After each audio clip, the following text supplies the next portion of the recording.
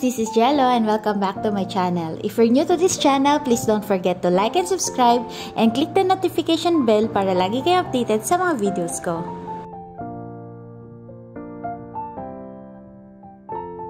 If naghahanap kayo ng Catholic Church around Bangkok, may church sa Patumwat, Bangkok, Thailand, which is the Holy Redeemer Church.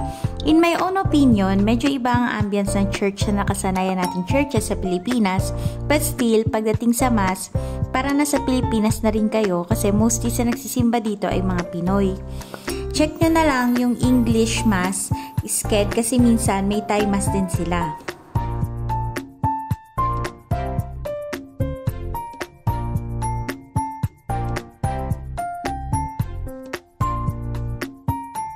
So, paano ang biyahe or paano makakapunta dito sa Holy Redeemer Church? Kung galing kayong Asok Stations, 2 stations lang, bali bababa kayo sa Plonchit, ito yung Sukhumvit Lane, tapos sa left side, pwede kayong maglakad around 10 minutes lang, model walk na yon, makakarating na kayo sa church.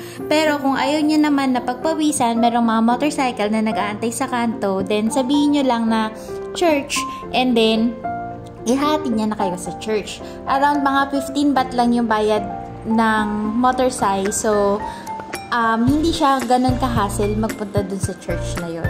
So, yun lang. Hope na may natutunan kayo sa video na to. And God bless us all. Thank you for watching!